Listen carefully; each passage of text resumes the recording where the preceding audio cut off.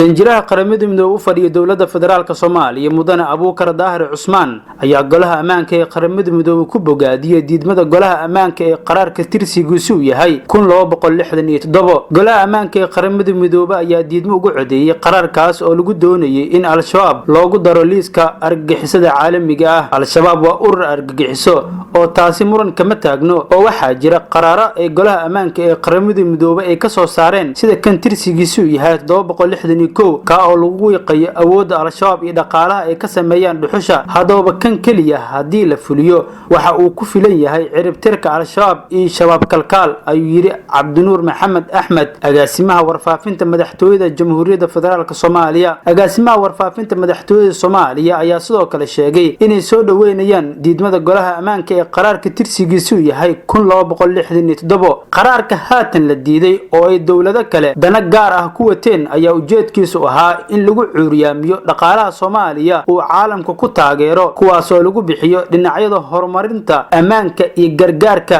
agaasimaha ayaa sheegay in amaan iyo bogaadin uu mudan yahay danjiraha Soomaaliya u fadhiya qaramada midoobay Abuukar Daahir Cusmaan Baale iyo kooxda la shaqeysa ee dadaalka ku bixinaysa hawshaani. dawladda Kenya ayaa golaha ammaanka ee qaramada midoobay ka dalbatay in al-shabaab lagu daro liiska kooxaha argagixisada caalamiga ah iyadoo dawladda federaalka Soomaaliya arintaasi ka soo horjeestay xil dawladaha Soomaaliya iyo Kenya u dhaxeeyo khilaaf dhanka soodinta badda iyadoo bishan September ay soo socota la filayo in maxkamadda caalamiga ICJ ee go'aan ay ka soo saarto dacwadda muranka badda u dhaxeeya dawladaha Soomaaliya iyo Kenya.